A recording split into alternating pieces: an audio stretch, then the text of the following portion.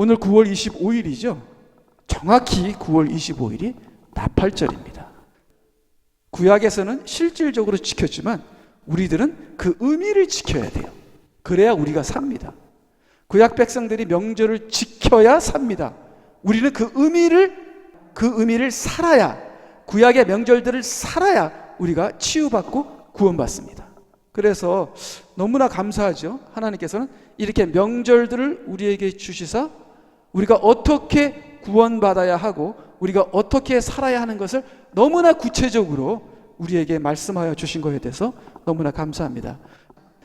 오늘은 나팔절이기 때문에 오늘은 나팔절의 표적이라는 제목으로 하나님의 말씀을 전하기를 원합니다. 그래서요, 우리 창세기부터 우리가 가보겠습니다. 하나님께서 창세기부터 하나님께서 지정해 주시는 명절들을 지키라 이렇게 명령을 하고 있습니다. 그래서 넷째 날에 창세기 1장 19절 저녁과 아침이 되니 넷째 날이라. 이 넷째 날에 하나님께서 해와 달을 창조하시잖아요.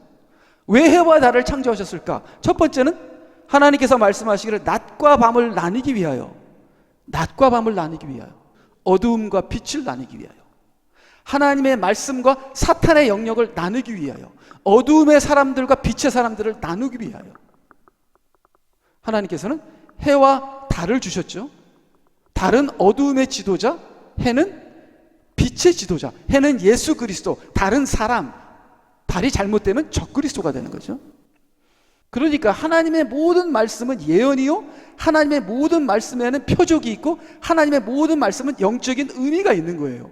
그러니까 여러분이 성경을 볼 때 단어 하나하나 속에서 깊게 들어가셔서 여러분 영적인 사람이 되시기를 간절히 부탁드리는 것이죠. 자, 그리고 두 번째로 하나님께서 해와 달을 주신 이유는 날짜입니다. 날짜. 여기 보니까 하나님께서 말씀하시기를 낮과 밤을 나누기 위하여 하늘의 창공에 광명들이 있으라. 그것들로 하여금 징조와 계절과 날짜와 연도를 위하여 있게 하라. 근데 징조가 먼저입니다. 징조가. 제가 요번에 보면서 저는 징조가 나중에 나오는 줄 알았어요. 징조가 먼저입니다. 자, 하나님께서 해와 달을 주셔서 계절과 날짜와 연도를 알게 하셨는데 계절과 날짜와 연도에는 하나님의 징조가 있다는 거예요. 그래서 우리가 매일매일 살아가면서 하나님께서 주신 그 날짜 속에서 징조를 깨달아서 우리가 구원을 받아야 돼요. 이스라엘 사람들은요, 매일매일 그들의 삶이 뭐였어요? 하나님께서 주신 징조를 배우고 연습하는 삶을 이스라엘 백성들은 매일 했습니다. 그래서 매일 살면서 일주일마다 뭐가 왔어요? 안식일. 6일마다 세상에서 육신과 전쟁을 하다가 7일째는 위로를 받고 안식을 얻고 하나님을 예배하는 그러한 안식일을 맞았죠. 그렇기 때문에 이 이스라엘 백성들은 매일, 매달, 매 계절마다, 매년마다 하나님께서 지정해 주신 날짜를 통해서 하나님의 영적인 레슨을 배웠다는 겁니다. 그래서 하나님께서 천지를 창조할 때부터 내가 주는 날짜들에는 영적인 의미가 있으니까 그것을 배우고 지키면 거룩하게 되고, 이렇게 주님께서 말씀하십니다. 자, 우리가 사주팔자를 보게 되면요, 이거는 귀신들이 하는 거죠. 그러면 우리들의 생년월일에 따라서 징조가 있다 그래요. 몇 월 며칠 날 태어나면 너는 이러한 인생을 산다. 그런 사주팔자가 있죠. 그러니까 귀신의 세계에서도 이 날짜에 징조가 있어요. 근데 이건 귀신들이 하는 것이고요. 아무리 사주팔자가 맞든지 어떻게 되든지 저는 거기에 대해서 잘 모르지만 우리가 하나님께서 주신 날짜를 우리가 깨닫고 그 날짜를 살게 되면 우리는 하나님의 복을 받고 구원을 얻게 됩니다. 그래서 예를 들어서 제 생일이 이제 뭐 몇 월 며칠인데 그 제 생일에 징조가 있는 것이 아니라 하나님께서 주시는 날짜가 있는데, 제 생일이 아니라 주시는 날짜가 있는데 그 날짜에는 하나님의 가르침과 계획과 예언과 표적과 징조가 있다. 그것을 지켜서 그것을 살면 너희가 치유받고 구원을 얻는다. 이렇게 하나님께서 창세기서부터 말씀을 하셨습니다. 그렇기 때문에 구약 백성들은 그 하나님께서 주신 날짜를 지켰지만 우리는 그 날짜가 가르치는 표적을 지켜야 되는 거예요. 그래서 우리는 나팔절을 꼭 지켜야 하는 그런 의무가 있는 것이 아니라 나팔절이 주는 그 의미를, 그 표적을 반드시 지켜야 우리가 산다 하는 것을 깨달으시기를 바랍니다. 그래서요, 여기 구약에서 이 징조를이라는 단어를 보게 되면 이게 오스라는 단어인데 이게 비슷한 뜻들이 있죠. 사인, 기적, 그 다음에 표적, 경고, 그런 뜻이 있습니다. 그래서 출애굽기 31장 13절을 보게 되면요, 너는 또한 이스라엘 자손에게 고하여 말하기를 너희는 나의 안식일들을 참으로 지킬지니. 그래서 안식일은 하나님께서 지정하신 날짜예요. 그러니까 하나님께서 지정하신 날짜에는 이거는 여기에는 징조가 있다는 거예요. 그러면 이 안식일이 영적으로 어떤 의미가 있는가를 우리가 깨닫고 지켜야 되는 것이죠.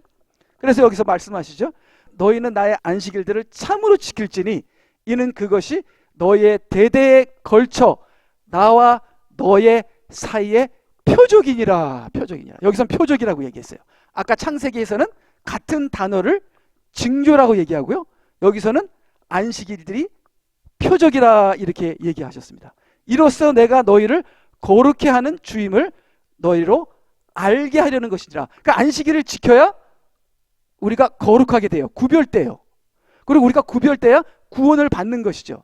그래서 구약 백성들은 반드시 안식일을 지켰고 안식일을 안 지키면 쫓아내버립니다. 백성에서. 그리고 죽이기까지 합니다. 마찬가지로 우리도 반드시 안식일을 지켜야 하는 겁니다. 그러면 안식일에는 뭐가 있냐면 징조가 있어요. 안식일에는 사인이 있어요. 안식일에는 기적이 있어요. 안식일에는 표적이 있어요. 안식일에는 경고가 있습니다. 그래서 우리는 이 안식일이 가르치는 이 사인, 안식일이 뭘 가르치지? 천국을 가르치잖아요. 기적, 안식일이 어떤 기적이 있지? 우리가 아무리 힘들어도 예수 그리스도를 통해서 위로를 받고 안식일 누리고, 지금은 힘들지만 천국에 가서는 내가 영원히 주와 함께 안식하리라. 아무리 상처나고 아무리 힘들고 아무리 아파도 치유해 주시는 구원의, 그게 안식이죠. 안식의 기적이 역사하는 것이죠. 그것을 우리가 믿어야 되고요, 표적이 있는 겁니다. 안식일의 표적은 뭐죠? 하나님의 왕국, 예수 그리스도의 나라. 안식일의 경고는 뭐죠? 안식일의 경고, 안식일에는 일하지 말라. 그건 뭐예요? 썩은 양식을 위하여 일하지 말라. 세상을 사랑하지 말라 하는 여러 가지 안식일의 경고가 있습니다. 그래서 이스라엘 백성은 이 모든 것을 알고 지켰을까요? 거의 모든 사람들이 모르고 지켰겠죠. 그렇지만 영적으로 이렇게 성장하는 사람들은 하나하나의 그 모든 명절의 의미를 깨달아갔겠죠. 근데 우리 신약시대 사람들은 이 모든 하나님의 날짜에 대한 징조와 기적과 표적과 경고와 이 모든 사인을 우리가 말씀으로 배워주시거든요.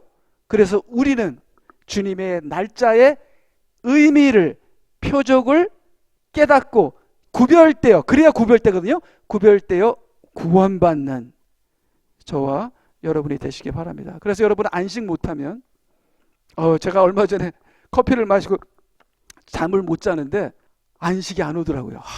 막 하나님께 원망도 나오더라고요. 예, 뭐 그거 하나 갖고 제가 엄살이 많아서 금방. 안식을 못하면 안식일을 지키는 것이 아닙니다. 그래서 우리들이 안식을 지켜서 구별되어 구원받는 저희들이 되시기를 간절히 부탁드립니다. 그래서요, 여기 이제 레위기 23장 1절을 보게 되면은 주께서 모세에게 일러 말씀하시기를 주의 명절들은 이러하니, 주의 명절들은 이러하니. 그래서 이 히브리 원문을 보게 되면 계절, 이게 명절이랑 똑같은 단어예요. 그리고 명절이란 뜻은 정해진, 하나님이 약속하신 날들입니다. 그래서 하나님께서 정하시고 약속한 날들을 우리는 항상 지켜야 되는 거예요. 자, 그러면은 7일 사이클로 돌아가죠. 일주일, 안식일이 있고, 그리고 매일마다 제사를 드리고, 그런 하나님께서 지정해 주신 날들을 우리는 주님께 지켜야 하는 것이죠. 그래서 23장 4절 주의 명절들은 이러하니 곧 거룩한 모임으로 삼아 그들의 시기에 따라 너희가 공포할지니라. 첫째 달 14일은 주의 유월절이니라. 그래서 이 명절 7가지 중에서 이제 유월절이 먼저 나오죠. 그래서 이 유월절이 되면은 거룩한 모임을 가지고 유월절을 공포하라 이렇게 나옵니다. 자, 그러면 이것을 우리가 적용해서 우리가 유월절을 어떻게 살지요? 우리가 매 순간 매일마다 예수 그리스도의 보혈의 피를 우리가 살고 지키고 우리가 모여서 예수 그리스도의 보혈의 피를 찬양하고 예배드리면 우리가 유월절을 지키는 겁니다. 자, 시편 81편 3절 새 달과 정해진 때, 이게 7월 1일이거든요. 곧 우리의 엄숙한 명절날에 나팔을 불지니, 이거는 7월 1일에 있을 나팔절을 얘기하고 있습니다. 나팔절을 엄숙한 모임을 갖고 나팔절에는 나팔을 불라. 이것이 하나님께서 정해진 날짜다. 그래서 오늘이 9월 25일 나팔절입니다. 자, 그럼 나팔절에 우리가 무엇을 해야 할까요? 나팔절의 의미를 깨닫고 나팔절을 영적으로 지키고 나팔절을 살고 우리가 나팔절을 예배드리고 나팔절을 공포해야 돼요. 그리고 나팔을 불어야 돼요. 나팔 소리가 들려야 돼요. 여러분, 이 모든 것을 하고 계십니까? 자, 구약 백성들은 나팔절날 이 모든 것을 했어요. 근데 우리는 이것을 영적으로 해야 돼요. 그래야 우리가 구별되고 우리가 구원을 얻는다. 자, 그래서 제가 이거는 여러 번 여러분들에게 설명을 드렸죠. 모든 것이 7로 돌아갑니다. 모든 것이 7로 돌아가요. 그래서 우리의 매일매일 삶은 일주일 7일의 삶이에요. 그래서 우리는 6일 동안의 6은 인간의 숫자고 7일 딱 되면은 우리가 천국에 들어가는 숫자예요. 그래서 이스라엘 사람들은 매 주일마다 천국에 들어가는 훈련을 한다. 그렇게 말씀을 드렸죠. 그래서 왜 하나님께서는 모든 날짜가 7로 돌아가는가? 7은 하나님의 숫자이기 때문에 그래요. 그리고 7째 숫자, 일주일에서 7째 날은 완성의 숫자입니다. 완성. 그래서 7은 하나님의 숫자고 7째 날은 완성의 숫자인데 7째 날이 안식일입니다. 그래서 안식일을 지켜야 돼요. 우리는 영적으로 안식일을 지켜야 합니다. 예수 안에서 안식일로 살아가고 그 안식을 선포하고 안식으로 예배를 드리고 이것이 반드시 우리의 구원에 반드시 중요한 것입니다. 자, 그러면 이제 7 더하기 7을 하면 14가 돼요. 14는 6월절 날이 14예요. 14는 뭐예요? 이게 구원의 숫자가 14입니다. 그래서 저는 어떻게 생각하냐면은 7 아버지 하나님과 7 아들 하나님이 합치게 되면 14가 된다. 그렇게 되면 하나님의 구원이 이루어진다. 자, 그러면은 여기 7 더하기 1 하게 되면은 8이 됩니다. 이게 안식 후 첫날이에요. 이게 일요일이죠. 지금 오늘이 안식 후 첫날 일요일입니다. 일요일 예수님께서 부활하십니다. 자, 그리고 이 7이라는 숫자가 계속 많거든요. 7일이라는 무교절 기간도 7일이고 그 다음 장막절 기간도 7일이에요. 자, 무교절 기간은 7일 동안에 누룩 없는 빵을 먹는 그런 기간이죠. 이것이 교회의 기간입니다. 그리고 이스라엘의 기간이에요. 그 다음 이 나라는 개인의 전 인생입니다. 교회나 이스라엘이나 나의 인생 전 인생에서 나는 누룩 없는 빵을 먹어야 돼요. 먹어야 돼요. 그리고 여기 장막절 7일인데 그 다음 날이 장막절 다음 날이 큰 날이라 그래요. 그래서 이 큰 날에 예수님께서 뭐라 그랬죠? 누구든지 목마르거든 내게로 와서 마셔라 하고 소리를 질렀죠. 예수님이. 그러면 너의 배에서 생수의 강이 흘러나리라. 큰 명절날 예수님이 소리를 지르셨죠. 그 물은 믿는 자들이 받을 성령이니라 그렇게 얘기를 합니다. 그게 8일째 돼요.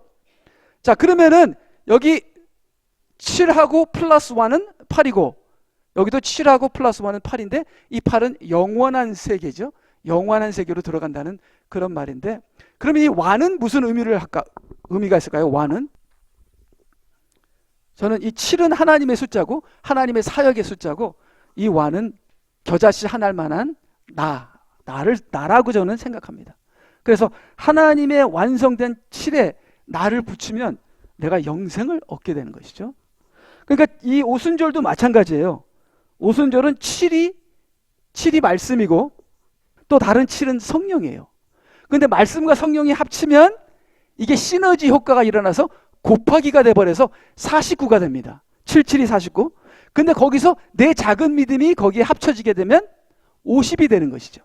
그래서 말씀과 성령이 49가 돼서 작은 나가 거기에 합쳐지게 될 때 성령의 세례, 강림이 임하게 된다. 그래서 이 모든 날짜, 안식일, 유월절, 이 모든 날짜가 7로서 돌아가고, 왜? 하나님의 숫자니까. 그 모든 날짜에는 표적과 징조가 의미가 있다. 그래서 여러분들은 이 모든 날짜를 지키시고 이 모든 숫자의 의미까지도 깨닫는 여러분이 되시기 바랍니다. 그래서 그 다음은 7명절이 있죠. 7명절은 주님의 7가지 사역. 그러니까 이 7명절을 우리가 반드시 지켜야 되는 것이죠. 7년째가 있고요. 이건 안식년, 천국을 의미하고요. 그 다음에 7, 7이 49 플러스 1 하면 희년. 이건 예수님의 재림하는 날짜고 하나님의 왕국이고요. 그 다음 7년과 70년. 이건 하나님의 심판기간. 그러니까 하나님의 심판도 완전하신 심판이에요.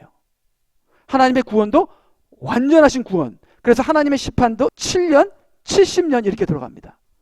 그 다음에 70년의 포로를 7을 곱하면 490년이 되는데, 이 490년은 메시아의 사역의 전체 기간입니다. 490년 끝나면 그때는 메시아의 사역이 다 끝나는 것이죠. 이건 다니엘서에 나오는 것이고요. 그 다음에 마지막 천년 왕국이 1000년인데, 이것은 6000년의 인간의 삶과 마지막 하나님의 그리스도 나라의 1000년에서 둘이 합하면 7000년이 되는 거예요. 그래서 하나님께서 역사하시는 날짜는 7로 돌아가는데, 이 7에 어떤 숫자가 붙냐에 따라서 8이 되고 14가 되고, 이것이 다 숫자가 주는 의미고요. 이 숫자를 통해서 날짜가 생기는데, 명절들이 생기는데, 안식일이 생기는데, 그 날짜의 의미를 깨달아서 그 날짜를 삶으로 우리가 거룩하게 되고 구원받는 저와 여러분이 되시길 바랍니다.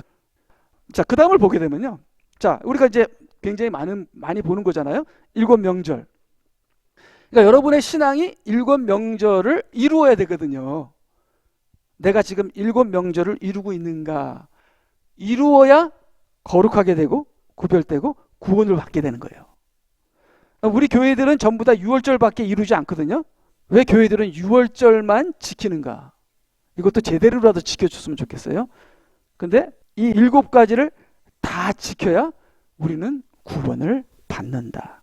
그래서 이것이 7가지가 예수님의 7사역인데, 예수님께서는 십자가에 돌아가신 것뿐만 아니라 부활하셨고 말씀으로 역사하시고 성령으로 역사하시고, 나팔절날 공중 강림하시면 우리가 휴거를 받고, 그 다음에 속죄일날 재림하시고, 그 다음 장막절에 우리와 함께 왕노로 타실 이 어마어마한 예수 그리스도의 7사역을 우리가 이거를 지키고 살아야 우리가 구원을 완성한다는 것입니다. 그래서 나는 지금 어디쯤에 와 있을까?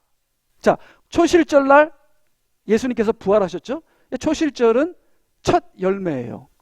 첫 열매입니다. 그래서 이거는 이제 보리추수인데 예수님께서 부활하셔서 모든 사람의 첫 열매가 되셨습니다. 그렇죠? 그래서 예수님의 십자가와 부활로 우리는 하나님의 자녀가 되었죠. 하나님의 자녀가 되어서 우리는 전 인생에 누룩 없는 빵을 먹어야 돼요. 우리가 전 인생에 누룩 없는 빵을 먹게 되면 성령 강림이 임해요. 근데 우리가 누룩 없는 빵을 먹는 게 아니라 우리가 세상의 사고와 우리 생각과 모든 불순한 부정한 것이 섞여서 누룩 있는 빵을 먹어요. 그래서 우리는 성령 세례를 받지 못해요. 그러니까 우리의 생각을 버리고 내 생각과 내 계획과 내 자존심과 나의 모든 것을 십자가에 못 박고 예수 그리스도와 부활해서, 그게 말씀의 사회거든요.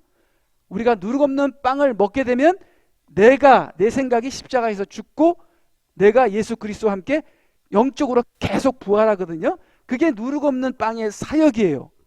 그래서 누룩없는 빵을 먹게 되면 오순절날 성령이 강림하는데 그때 성령 받은 사람을 첫 열매라 그래요. 근데 요거는 두 번째 열매입니다. 두 번째 열매. 두 번째 열매는 밀추수예요. 그래서 예수님도 첫 열매고 성령 받은 사람도 거듭난 사람도 첫 열매입니다. 예수님은 모든 사람들의 첫 열매고 그 다음에 거듭난 사람들도 구원받은 첫 열매들이죠. 그래서 이 두 열매가 추수예요. 추수.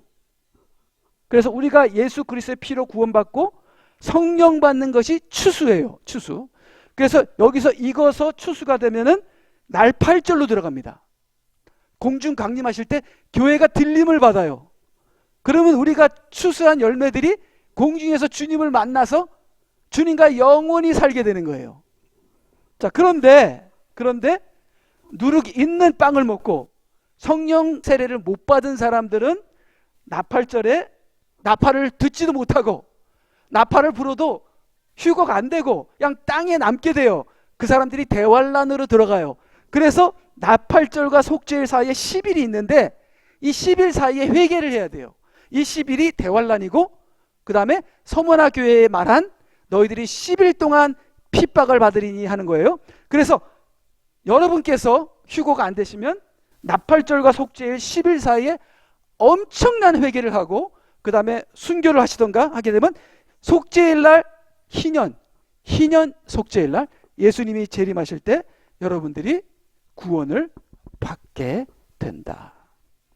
그러면 휴거받은 자와 속죄일날 구원받은 자가 장막절에 들어가서 천년왕국에서 우리가 주님과 같이 왕노릇을 하게 된다. 자, 그러면은요, 자, 여기 나팔절이, 자, 여기 세 가지 날짜가 있죠? 세 가지 날짜. 자, 유대인들에게는 종교 달력이 있고 시민 달력이 있어요. 근데 시민 달력은 창조 때부터 이렇게 계산해서 온 거예요. 창조 때부터. 근데 우리 달력은 나팔절이 9월 25일이에요. 그러니까 아무 의미가 없어. 9월 25일이라는 날짜에 그 어떤 의미가 없고 숫자적인 의미도 없어요. 근데 이 종교 달력을 보면 7은 뭐예요? 하나님의 일곱째는 뭐예요? 하나님의 완성. 1은 뭐예요? 아까 작은 나. 그래서 7과 1이 합쳐서 휴거가 돼버려요. 하나님의 완성을 내가 받아들일 때 나는 구원을 받게 되는 것이죠. 근데 그날이 1월 1일이야 또. 창조 날짜로 하게 되면. 그렇기 때문에 이스라엘 백성들은 나팔절날 새해를 맞아요. 새해가 나팔절이에요. 그러니까 이스라엘 백성들은 나팔절이 새 인생을 시작하는 날이에요. 왜요? 그래서 이것이 뭐냐면 공중에서 우리가 주님을 만나서 새로운 하나님의 백성이 되는 것이 1월 1일, 7월 1일. 종교 달력으로는 하나님이 완성하시는 7, 그 다음에 시민 달력, 창조 달력으로는 새 하늘과 새 땅의 시작. 이렇게 해서 날짜들과 숫자들이 전부 다 의미가 있어요. 이스라엘 백성들이 이런 것을 자연스럽게 지키면서 사는데 우리는 유대인의 풍습을 모르고 우리의 날짜와 우리의 숫자는 완전히 다르기 때문에 우리는 나팔절이 9월 25일 아무 의미를 못 찾는 것이죠. 그래서 우리가 정말 유대인의 구약을 통해서 주님이 지정해 주신 그 날짜를 통해서 우리의 신앙이 얼마나 쉽게 풀리는지 몰라요. 아, 이렇게 살아야 되는구나 하는 것을 깨닫는 저와 여러분이 되시기 바랍니다. 그래서요, 여기 이제 유대인들이 나팔절에 대해서 갖고 있는 2000년, 3000년 동안 유대인들이 나팔절에서 갖고 있는 사고입니다. 그래서 여러분들 유대인에게 물어보시면은 나팔절이 뭡니까? 뭡니까 하면은 그거는 그날은 의인이 부활하는 날입니다. 이게 유대인들이 말하는 거예요. 그 다음에 그날은 혼인하는 날입니다. 그날은 왕이 임명되는 날입니다. 그날은 나팔을 부는 날입니다. 그날은 새해입니다. 그렇게 유대인들이 말을 한대요. 근데 그것이 전부 다 신약 성경에 다 있어요. 그렇죠? 의인의 부활의 날, 고린도전서, 혼인의 날, 계시록, 왕의 임명의 날, 계시록, 나팔을 부는 날, 휴고, 데살로니가 전서, 고린도 전서 거기 다 나오거든요. 근데 이 유대인들이 갖고 있는 이 나팔절에 대한 사고가 휴거와 똑같아요. 휴거와 똑같아요. 휴거에 의인이 부활되고 휴거에 휴거된 사람들이 혼인잔치로 들어갑니다. 그래서 휴거하는 날은 혼인날이에요. 거기서 이 나팔, 휴거는 나팔 부는 날이거든요. 나팔 부르면은 우리가 공중으로 올라가는 그런 날이죠. 그래서 이 유대인이 갖고 있는 생각과 이 휴거는 똑같은 것이죠. 그러니까 이게 정확하게 6월절 날 십자가에서 죽으시고요. 정확한 날 초실절에 부활하시고요. 정확하게 오순절 날 성령 강림하고요. 또 요날 이스라엘 백성들이 시내산에서 율법을 받은 날도 오순절이에요. 그 다음에 이 나팔절은 이 신약에서 하는 휴거와 똑같아요. 그래서 휴거는 나팔절에 일어난다. 그래서 지금 여러분께서 유튜브를 보시거나 어떤 목사님들 설교 보면 9월달, 10월달이 되면 휴거가 일어난다고 난리를 치잖아요. 그것이 그 이유가 나팔절에 주님께서 공중강림하시기 때문에 그래요. 그러니까 나팔절에 주님께서 공중강림하셔서 휴거가 일어난다. 그거는 맞아요. 근데 아직 7년 대환란도 안 왔고 제3성전도 세워지지 않았고 평화조약도 안 됐고 아직 뭐 될 일이 한참 남아 있습니다. 그렇기 때문에 아직 휴거는 아닙니다. 휴거는 대환란 중간이거든요. 그래서 계속 하게 되면요. 자, 그래서 이제 유대인의 결혼 풍습을 또 랍비들의 이야기를 통해서 이렇게 모아봤어요. 그래서 이 유대인의 결혼 풍습을 보게 되면은 혼인날이 나팔절이에요. 혼인날이 나팔절이고 혼인날이 휴거예요. 자, 그러면 유대인의 결혼 풍습을 보게 되면은 이제 신랑이 신부에게 와요. 약속을 하는데 신랑이 신부의 집에 가서 포도주를 주며 이 포도주는 나의 생명의 피다. 마시겠느냐? 그렇게 해요. 그러면 신부가 그 포도주를 먹으면 신부가 yes, 내가 당신의 생명의 피를 받고 당신의 생명과 하나가 됩니다. 그리고 약혼식이 이루어지는 것이죠. 그러니까 예수님께서 초림에 우리에게 오셔서 십자가에서 피를 흘리시고 그 피의 잔을 우리에게 마시게 하심으로써 우리가 그 예수 그리스도의 피의 잔을 마심으로써 우리가 예수님과 약혼을 하게 돼요. 그럼 여러분들 예수님과 결혼했나요? 결혼 안 했어요. 결혼식은 휴거되면은 휴거된 사람들이 혼인식을 하게 되거든요. 그때 결혼식을 올리게 되는 거예요. 우리는 약혼만 했어요. 근데 약혼식도 결혼이에요. 약혼식도 결혼이죠. 자, 그러면 두 번째, 신부의 부모에게 대가의 선물을 치른다. 이게 예수 그리스도의 대속이죠. 신랑이 신부의 부모님에게 선물을 줍니다. 대가로. 그래서 예수님은 죄의 대가로 하나님께 자기의 제물이 된 거죠. 대가를 치른 거죠. 그 다음에 세 번째, 신부에게 선물을 줍니다. 그게 성령입니다. 성령이에요. 그러니까 지금도 이스라엘 백성은 이렇게 결혼식을 하는 사람들이 있겠죠. 근데도 여기 뒤에 숨어있는 의미는 아무것도 몰라요. 근데 우리는 알잖아요. 의미를 알잖아요. 그러니까 우리는 이스라엘 풍습을 모르고 이스라엘은 신약의 의미를 몰라요. 그러니까 둘 다 지금 문제예요. 그래서 우리는 이스라엘 풍습을 알아서 우리의 의미를 이스라엘 풍습에다 맞춰서 우리가 신앙생활을 해야 되고, 이스라엘 백성들은 자기들의 풍습이 예수 그리스도를 통해서 어떤 의미가 있다는 걸 알아야 이스라엘 백성이 구원받는 거예요. 그게 대환란에서 이스라엘 백성들이 깨닫게 돼요. 구약에 얘기합니다. 성령을 부어서 이스라엘 백성을 깨닫게 한다고. 그래서 그 다음에 신부에게 선물을 준 다음에 신랑이 나의 아버지 집에 가서 우리를 위한 집을 준비하고 다시 오겠다 그럽니다. 이게 요한복음 14장에 나오죠. 내가 가서 너의 처소를 예배하러 가노니. 내가 집에 가서 너의 집을 예배하고 다시 올게. 그러면 신부가 언제 돌아올 겁니까? 그렇게 물어봐요. 그러면 신랑이 결혼할 날짜는 나의 아버지가 결정한다. 그렇게 얘기합니다. 그게 이제 마태복음 24장 36절에 나오죠. 그러면 이제 결혼할 날짜가 딱 됐어요. 그럼 아버지가 가라. 그렇게 얘기하면 남편이 나팔을 붑니다. 그 친구들과 함께. 친구들이 막 나팔을 불어요. 그럼 친구들과 함께 아내에게로 오면 남편의 사람들이 아내를 낚아버려요. 낚아가서 여기 태웁니다. 태우면 그 태워서 데리고 남편에게 가요. 휴거랑 똑같아요. 남편에게 데려가면 남편을 만나게 됩니다. 그러니까 이삭과 리브가랑 같은 거죠. 그 다음을 보게 되면 유대인들은 나팔절을 혼인날이라고 부른다. 혼인날이라고 부른다. 그러니까 나팔절에는 이러한 영적인 혼인이 있다는 것이죠. 자, 그래서 신랑과 신부는 방에 들어가 7일을 있게 됩니다. 자, 이게 뭐예요? 이게 혼인식입니다. 혼인식. 근데 여기 이게 7일이 7년 대환란이라고 하는데 저는 그렇게는 믿지 않고 신부는 7년 대환란 중간에 올라갑니다. 중간에. 그리고 후 3년 반이 진짜 대환란이에요. 전 3년 반은 소환란, 후 3년 반은 대환란. 그래서 3년 반 동안 혼인잔치를 하고 그 다음에 신부와 신랑이 7일 있다가 밖으로 나와서 사람들에게 나타납니다. 이것이 주님과 함께 재림하게 되는 것이죠. 그래서 이렇게 유대인들의 풍습을 통해서 나팔절과 같다는 것을 우리가 보았습니다.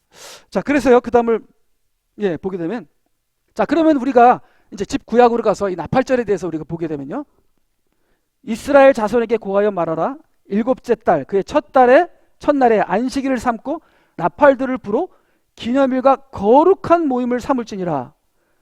여기 민수기에서 또 보게 되면 일곱째 달, 그 첫날에 너희는 거룩한 모임을 가질 것이며 너희는 아무 육체 노동도 하지 말지니라. 그날은 너희가 나팔을 부는 날이니라. 그래서 일곱째 달에 명절이 3개가 있는데, 아까 봤죠? 일곱째 달에 명절이 3개가 있는데 나팔절, 속죄일, 장막절. 나팔절은 휴고, 속죄일은 재림, 장막절은 천년왕국이죠. 그래서 구약에서는 나팔절 날은 나팔을 부는 것이고 나팔을 통해서 거룩한 모임을 갖는 거예요. 근데 그것이 신약에 있어요. 신약에 보니까 형제들아 우리 주 예수 그리스도의 오심과 그의 앞에 우리가 함께 모이는, 예수님께서 오실 때 우리가 그의 앞에 함께 모이게 되거든요. 바로 요것이 바로 휴거인데, 휴거는 나팔과 함께 주님과 모이는 것이 휴거인데, 바로 구약의 나팔절이 나팔과 함께 거룩한 모임을 갖는 나팔절이 바로 구약입니다. 그래서 구약의 나팔절은 휴거를 의미하기 때문에 우리가 구약의 이 나팔절을 가르치고 지키고 공포하는 그러한 저희들이 되어야 되는 것이죠. 자, 그래서 이거는 우리가 성경 공부 때 다 배운 거지만 다시 한번 우리가 보겠습니다. 보라, 내가 너희에게 한 가지 신비를 말하노니 우리가 모두 변화될 것이니라. 휴거에 대해서 얘기하는 거예요. 휴거날.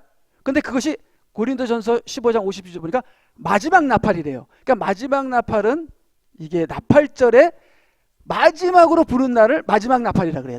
나팔절에는 100번의 나팔을 부는데 그 100번째 나팔을 마지막 나팔이라 그래요. 근데 마지막 나팔에 눈 깜짝하는 순간에 그러하리라. 나팔 소리가 나면 죽은 자들이 썩지 않은 몸으로 일으켜지며, 이게 의인들의 부활이거든요. 이거는 완전히 나팔절이에요. 유대인들이 갖고 있는 나팔절입니다. 우리도 변화되리라. 근데 이 나팔절이 우리에게 현실로 일어나는 것이 휴거다. 그래서 근데 계시록에 보게 되면은 일곱째 천사가 소리를 내는 날들에 그가 나팔을 불게 되리니, 그래서 계시록에 나팔 부는 거는 이 일곱 천사가 나팔을 부는데, 이 일곱 천사의 마지막 나팔에 보니까 그때 하나님의 신비가 그분께서 자기의 종들인 선지자들에게 선포하신 것과 같이 이루어질 것이니라. 하나님의 신비가 일곱째 천사의 마지막 나팔에 하나님의 신비가 이루어진다고 그랬는데, 여기 보니까 내가 너에게 한 가지 신비를 말하노니 마지막 나팔에 휴거가 일어나는데, 여기 계시록 10장 7절에도 하나님의 신비가 일곱째 천사의 마지막 나팔에 이루어진다. 그래서 계시록의 휴거에 대한 구절은 이겁니다. 자, 그러면 계시록 10장 7절은 딱 중간이에요. 중간에 일어나게 된다. 그래서 구약에는 나팔절이 있고 신약에는 휴거 구절이 있고 계시록에는 휴거가 숨어 있다. 이건 숨어 있는 거예요. 휴거라고 정확하게 얘기를 하지 않았기 때문에. 자, 그래서요, 우리 계속 보게 되면요. 자, 그럼 마태복음에 주께서 큰 나팔 소리와 함께, 그래서 큰 나팔은 나팔절에 부는 나팔이에요. 그래서 이스라엘 사람들은 큰 나팔을 분다면 나팔절이라고 알아요. 큰 나팔 소리와 함께 천사들을 보내시리니 그들이 하늘 이편에서 저편 끝까지 사방에서 그의 택하신 사람들을 함께 모을 것이니라. 그래서 나팔절에 부르는 소팔, 이 뿌려 부는. 자, 그러면 이거하고 똑같은 구절이 휴거 구절입니다. 휴거 구절. 이게 데살로니가 전서 4장 16절 17절은 우리가 잘 아는 휴거 구절이죠. 그래서 주께서 호령과 천사의 음성과 하나님의 나팔 소리와 함께 하늘로부터 친히 내려오시리니 그러면 그리스도 안에 죽은 자들이 먼저 일어나고 의인들의 부활, 그리고 나서 살아남아 있는 우리도 공중에서 주와 함께 만나기 위하여 그들과 함께 구름 속으로 끌려 올라가리니 그리하여 우리가 영원히 주와 함께 있으리라. 그래서 이거는 유명한 휴거절이죠. 휴거절은 나팔 소리와 함께 일어나고 그거를 예수님께서 마태복음에 말씀하고 계신 것을 우리가 보고 있습니다. 자, 그런데 한 가지 이제 질문이 있는데, 근데 주님이 오시는 날은 그 시간과 그날은 아무도 모른다고 했는데 어떻게 나팔절이라고 할 수 있냐? 이제 이게 사람들의 이게 질문이에요. 예수님께서는 나팔절에 그 다음에 속죄일날 50년째 희년에 재림하신다. 자, 이렇게 얘기를 하게 되면은 아니 그러면 그날과 그 시는 아무도 모르는데 이건 아는 거 아니냐? 이렇게 얘기를 해요. 근데 이제 희년, 예수님께서 재림하시는 희년, 50년째 희년은 이 70년 포로 때 이게 모든 칼렌더가 다 메스업 됐어요. 그래서 창조의 날짜도 200년 틀리고요. 희년은 더 이상 희년이 언제인지를 몰라요. 그 다음에 이제 나팔절에 대해서 우리가 보겠는데, 자, 개역개정과 개역 한글을 보게 되면 그 날과 그 때는 아무도 모르느니 이렇게 얘기했거든요. 그러니까 우리가 개역 한글이랑 개역 개정을 보게 되면은 주님의 재림에 대해서는 아예 알려고도 하지 마라. 이렇게 해석이 돼요. 왜? 그 때라 그랬으니까. 근데 그 때가 아니라 그 시간이에요. 그러니까 우리가 그 날과 그 시간은 모르는데 지금도 어렴풋이 우리가 그 때는 알아요. 우리가 아는 것은 나팔절날 오신다는 거 그건 알아요.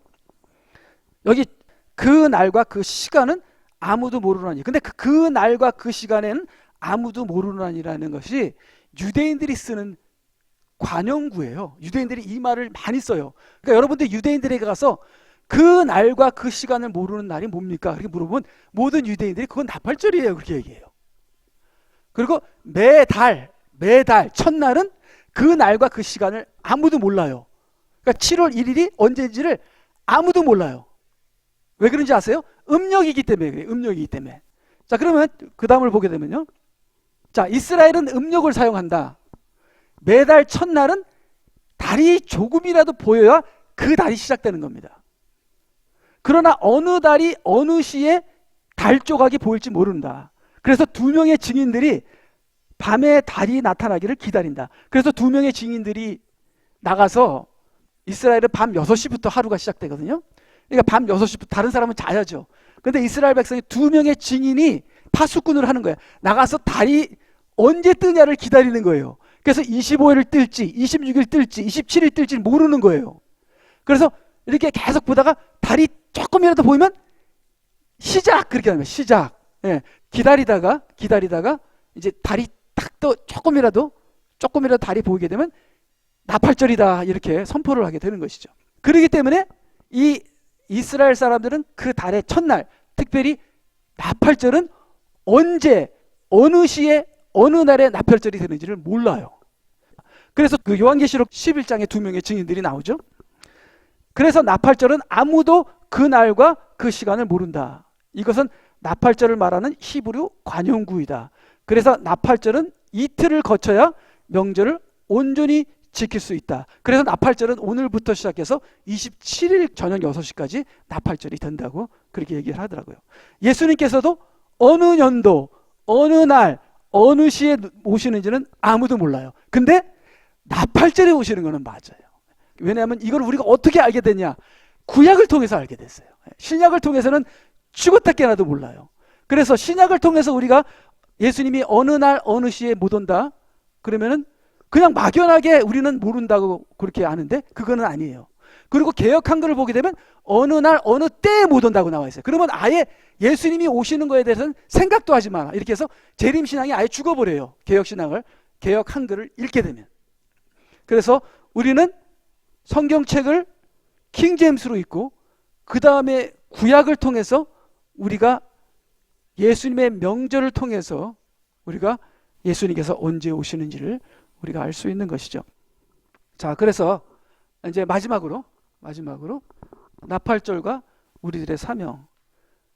자, 우리들은 나팔 소리를 들어야 한다. 첫 번째, 우리가 나팔절을 맞이하여 우리들의 사명. 첫째, 우리는 나팔 소리를 들어야 한다. 그러니까 나팔 소리를 듣기 위해서는 기도와 말씀으로 우리가 무장해야 되죠. 그 다음에 나팔을 불어야 한다. 나팔을 불어야 되는 건 뭡니까? 주님께서 오시는 날이 가까웠고 우리가 주님께서 공중 강림하실 때 우리가 같이 그 모임에 모여야 되니까 여러분들 깨어서 기도하십시오 하고 나팔을 불어야 하는 것이죠. 그 다음에 나팔 소리에 우리가 모여야 한다. 이건 휴거죠. 그 다음에 나팔 소리를 통하여 대환란 후 3년 반을 피해야 한다. 그래서 신부들은 나팔 소리와 함께 공중하게 되면 대환란을 피하게 돼요. 근데 이 신부들에게 바톤을 이어받은 사명자들이 있습니다. 이 사람들은 휴거를 안 당하고 남는 자들이에요. 그 남는 자들은 휴거 안 되는 성도들을 위해서 피난처를 준비해야 돼요. 그리고 휴거 안 되는 성도들을 위해서 가르쳐야 합니다. 그러면 휴거 안 된 성도들이 아, 내가 잘못했구나 하면서 깨닫고 순교할 수 있는 믿음을 갖게 되고 그들이 대환란 속에서 자기의 더러워진 옷을 씻어서 구원을 받게 되고 그 다음에 믿음이 약한 자들은 피난처로 데려가게 되고 유대인들은 전부 다 피난처로 갑니다. 유대인들의 남은 자들, 구원받을 유대인들은 다 피난처로 가게 되고 이 모든 것들이 사명자들이 하는 것이죠. 그래서 우리는 신부가 되어야 되고 우리는 사명자가 되어야 된다. 근데 신부가 나팔 소리를 듣고 휴거됐을 때 사명자들은 안다. 근데 보통 사람들은 몰라요. 그래서 휴거는 뭐예요? 은밀하게 이루어지는 거고 재림은 모든 사람들이 보는 것이고 그래서 휴거와 재림은 다르다. 재림은 속죄일 신년 때 이루어지고 휴거는 나팔절에 이루어진다. 그래서 그 사이가 3년 반이죠. 그래서 오늘 나팔절을 맞이해서 유대인들은 나팔절을 그 날 그대로 지켰지만 우리는 나팔절이 주는 의미를 표적을 가르치는 것을 징조를 지켜서 우리가 신부가 되어 주님이 오실 때 휴거 당하여 대환란을 피하는 저와 우리 모두가 되기를 주님의 이름으로 축복드립니다. 아멘. 다 같이 기도하시겠습니다.